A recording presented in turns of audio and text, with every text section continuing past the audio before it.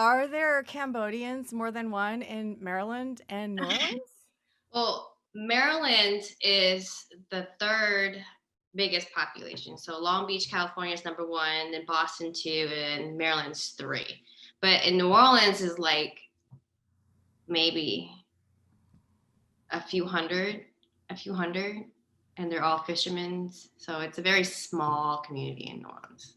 Okay, bookmark, and we'll come back to that. I'm very curious because I had no idea. I'm from Seattle. Oh yeah, I need to Yeah. go out. Wow. So tell us about, as a Cambodian activist on the side, I know you do a number of things. Can you tell us what you're working on right now? So I've always been a human rights activist, but I specialize in advocating against human trafficking, and it started from Cambodia because that's one of the biggest problems in Cambodia. So, and that was a passion of mine. Um, so yeah, currently we found an American band, a death metal band that was using the name of the concentration camp that happened in 1975 during the Cambodian genocide.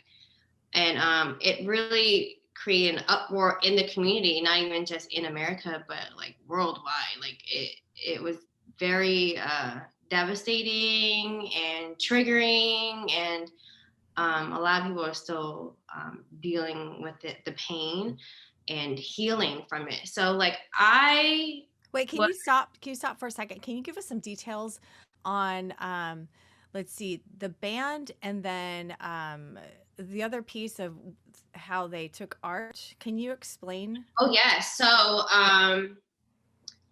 they're from Maryland. The death metal band is a group of four members, and they took an artwork from one of the deceased artists that he painted and portrayed the devastation that happened during genocide. And one of them is where somebody was throwing a baby in the air and shooting the baby. Now this is real. Like he's really painting and drawing images that are real, like he's seen with his own eyes. And they used it as an album cover, and then they used it illegally to sell as merchandise. So they put on T-shirts to sell, and then when they named the band Tuol Sleng from the concentration camp. But they used the Cambodian characters, which was like none of them were Cambodian. They're all um, white American and one black member, but none of them were Cambodian. None of them went to Cambodia.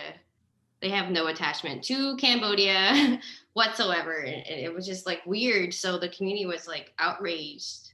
In what community? The Cambodian community, it was mainly the Cambodian community. And How did you know that? a group of my friends, and they know I'm very passionate. I'm an advocate. So they're like, look what's going on. And I kind of like, went on all their social media platforms. We reached out to, we tagged people like Asian Feed. There's another magazine that we tagged, a blog, just so people can be aware, like this is happening. And like, especially during the time of like, stop Asian hate, like this is not cool. And it was during the time of New Year. So, it was during Cambodian, Thai, and Laos New Year.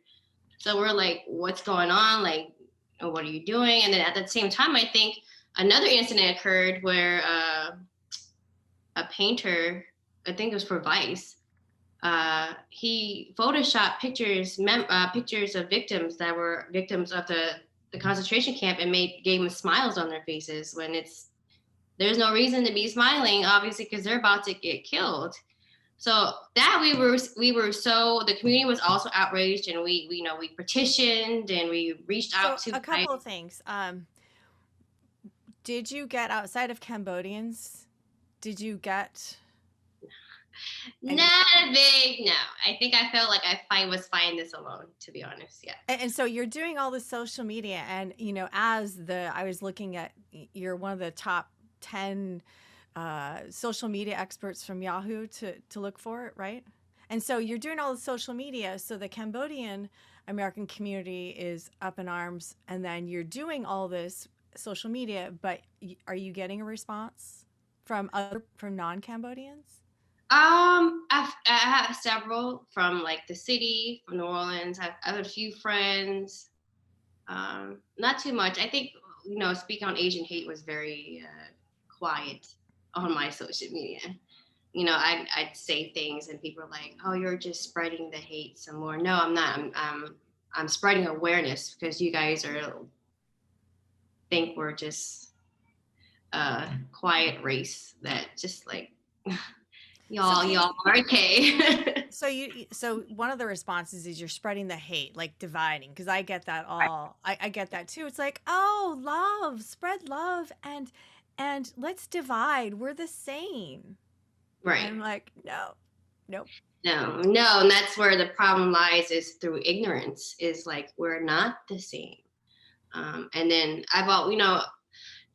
it's so funny because my husband's not Asian, and being with me, he says, I've never met a more passionate Asian in my life. Like, I'm very vocal when it comes to Asian rights and being Asian, and how Asian people are getting treated, and because we get stereotyped all the time. Do you know, like, I live in the South.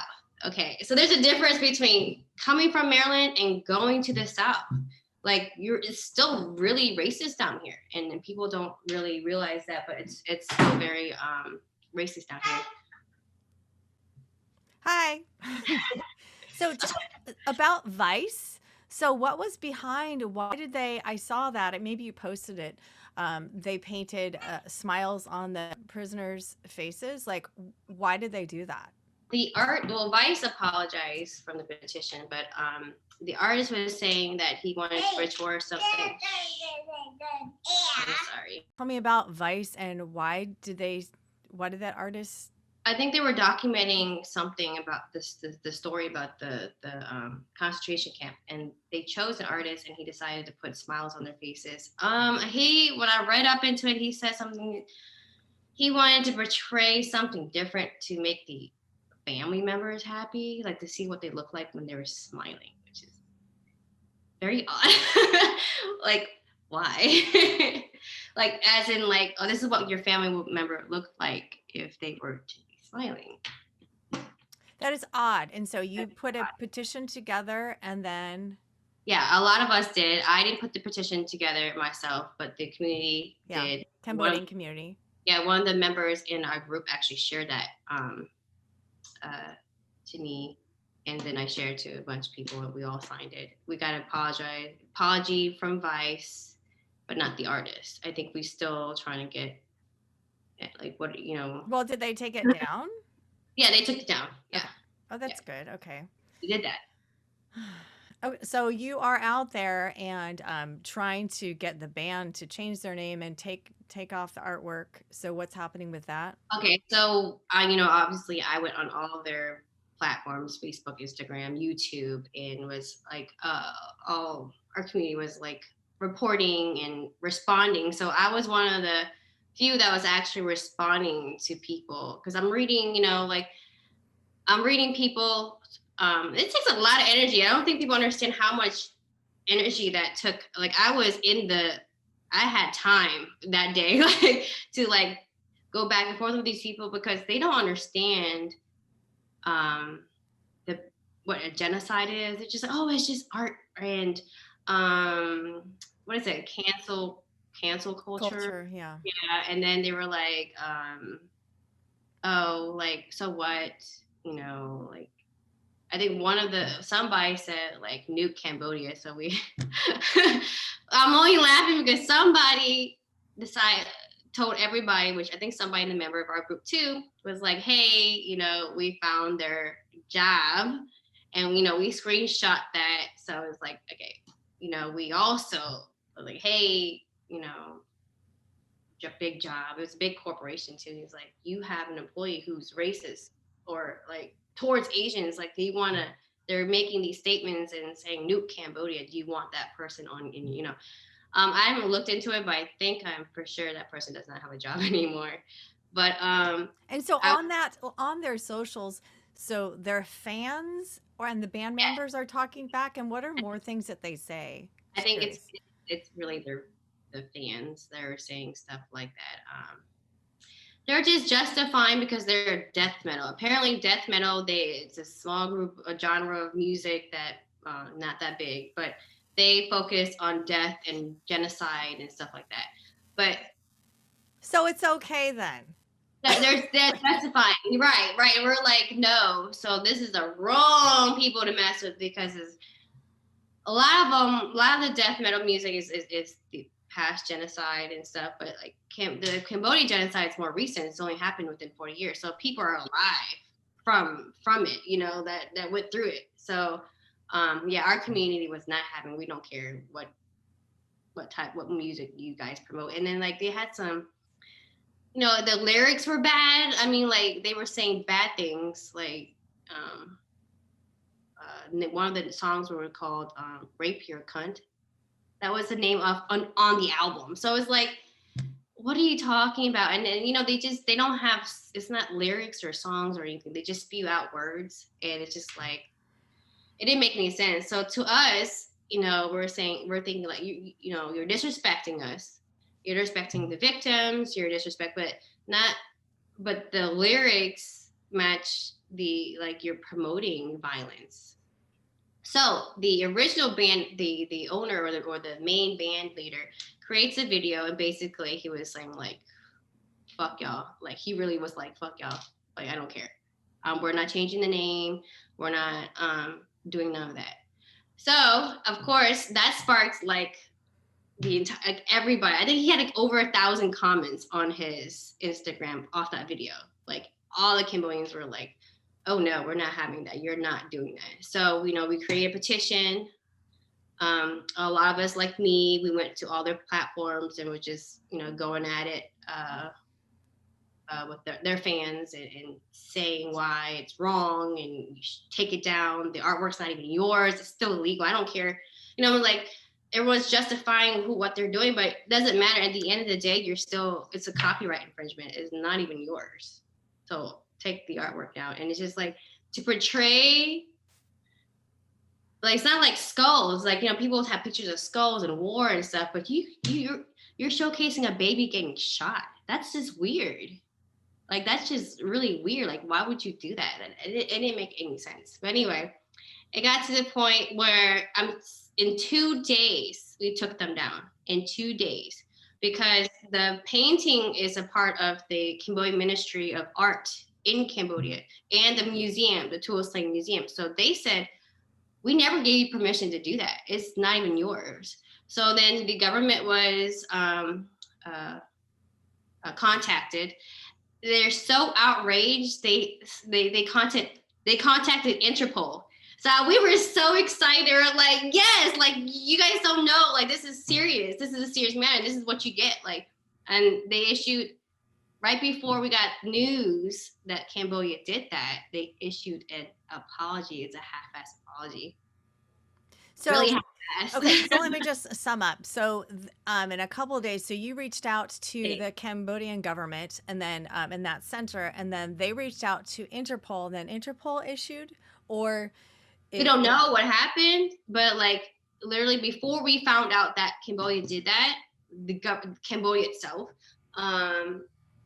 they issued an apology and they removed the photos, okay, and the merchandise. The white band from Maryland, which is now in California. No, they're from Maryland. They're from Maryland. So they removed the photo of the shooting baby. They removed the photo, the merchandise. Not sure. I haven't looked back into it, but not sure if they changed their name yet.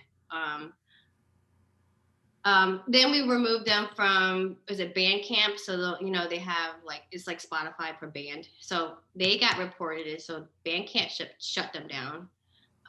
The t-shirt people shut them down. So like we shut them down off of everything. That was the first day.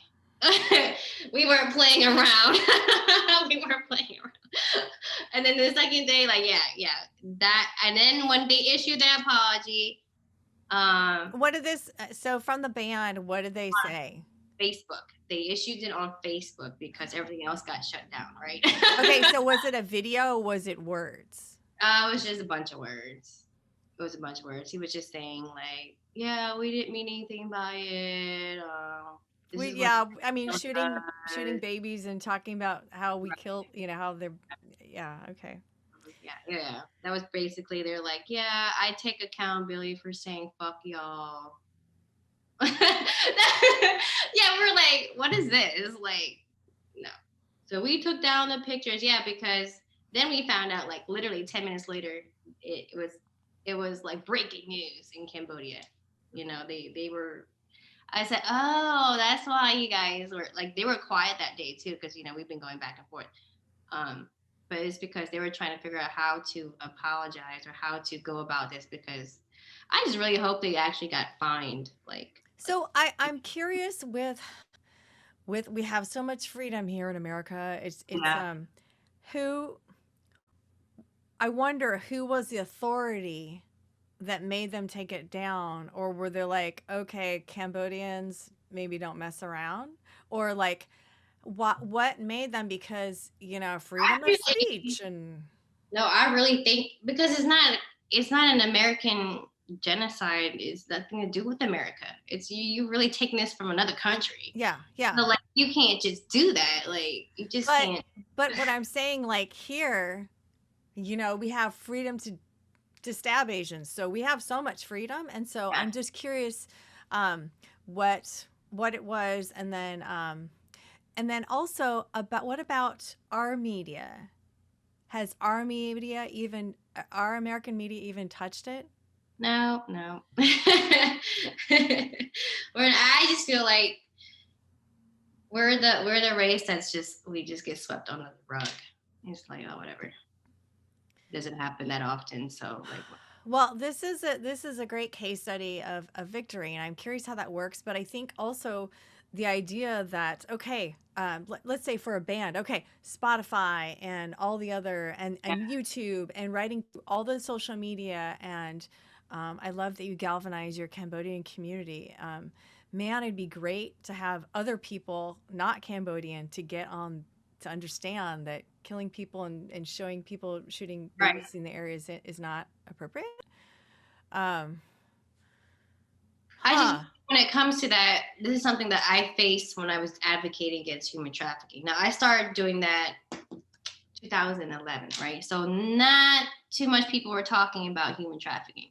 And a lot of things that I've encountered was, that's just so heavy and like the news are like, I don't know, we should talk about that. Just really that heavy. And then all of a sudden, like maybe a few years later, they're like human trafficking, human trafficking, human trafficking. And it's like, so I feel like that's what it is. It's like, it's not trending.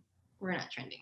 So people jump on the bandwagon when everyone else is like, Well, with Kutcher, Kutcher, yeah, Ashton Kutcher, I think yeah, with when you have a white guy who is passionate about it and who has fans, that's how I think I found out about it. And I did. There's a campaign dress in December, dress not dress for success, but it's a slogan. And so you wear a dress every day and it's representing women, and it is to draw attention. And there's this campaign every day. You share a post, like a canned post about statistics about sex trafficking and women and girls. And so that's how I learned about it 2 years ago. And I saw what Ashton Kutcher is doing, but I didn't learn about you.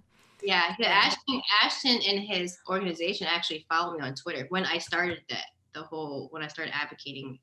I actually did, which is great because he used to model. So I did at the time I was modeling, but I didn't want to. That's not something I wanted to do for the rest of my life. That's not what I'm passionate about. So I used my skills and knowledge and expertise from modeling to create events, and I fundraise it for other nonprofits. So like I did, it's called Fashion for Freedom. So it's a fashion show, okay, yep. fundraising for nonprofits. Passion for freedom. Yeah, the idea of how do you connect non-Asian people who are, or whatever you're doing, how do you connect? Oh, dresses. Well, women like to wear dresses, and we need something visual, and people want to do their selfies. So it's ridiculous, but also makes sense how we need to put the non-Asian person in that seat, so it makes sense Right. to them. They have to relate. They have to relate. And like, so my first Fashion for Freedom show was with an organization in Cambodia. And that didn't, people were like, oh, no, I don't want to support anything other than US, or I don't want to support anything like, so they were like, oh, it's not happening in the US. And then, you know, so then a few years later, I worked with an organization from the US, and it just like blew up, had over 2,000 like attendees, like, because it was, you know, it just, people can relate. It's, oh, it happens here. Like, and then, you know, the Super Bowl that happened here in New Orleans was one of the big events that actually had a lot of human trafficking there too. So then everyone was talking about that on the news, and now everyone's like, oh, human trafficking. I don't know. I think it's really hard with people. So like when I was campaigning against this, the death ban, yeah, I've been doing this for a very long time. So I know, I just don't, I'd rather just whatever. But like, No, tell me about that, because I am not an activist, and this is not my life work, and I just popped on. This is day 32, Kandy, and so I'm in the white community. I'm a professional speaker, so all my community is white except for like 1% Asian from a long time ago, because I was very active in the Asian community. right. But then I'm in the white community because they're all professional speakers, and then I have maybe 0.5% Black, and so I am new at this, and so like trying to be like calm so people can hear me. I'm struggling. I'm Right. struggling. Yeah. You know what? That's why people like me so much, because I'm so authentic. Was on a podcast yesterday. It's like, I'm so authentic and true to myself. Like, I go off on Facebook all the time. Like, I'm cursing, I'm like, I'm making videos, and we have to be heard, because no one's hearing it the regular way. Just like BLM, like everyone's like, oh, why don't you guys protest quietly? And so this is my views on BLM. Is like, they're talking about the riots beyond what did you like, say? Like my view on BLM. So people, BLM, sorry. BLM, yeah. So people were mad that there were riots. Why are people rioting and da-da-da? But that, to me, that's a part of war. That's just casualties of war. We're gonna have to riot. And it's like, to me, that's like, well, if we do it quietly, no one's gonna hear us. You know what I'm saying? Like, yeah, riot. I don't care. I don't care if even if it's my business. Like, I'm supportive. Like, even if you guys feel like you have to go riot and vandalize, do whatever to make noise. And I think Asian people, we're so brought up to be quiet, to whatever. They're just talking. Don't worry about what they're saying. Just whatever. We take so much racism towards us, and we just internalize it. We just keep it in. Everyone thinks, they laugh at us. They make jokes. They make whatever, and we think we're the quiet ones. And it's funny because all of my friends say, like, Karen, you're so different. You're not like other. You're so vocal. You're outspoken. I said, yeah, because I'm sick of tired people stereotyping us as these quiet, and we're just gonna take anything. And that's where we're getting there with Stop Asian Hate. It's getting there, but it's not getting the same amount of attention it needs, because people are That's an understatement. Right, because people are very ignorant. They think all Asians are the same. There's a lot of like conversations that aren't being held, and people are assuming so much based on what the media portrays us to them, right? Just like if we were Black, the media portrays Black people as violent and gang members, right? So then when we're on media, they portray us as like, oh, we're the Asians that don't speak English well, have nail salons and shops, and we're just mean to Black people. So then there's this agenda going on. People think, like, why we don't have support from other races, because we're the race that doesn't stand up for nobody.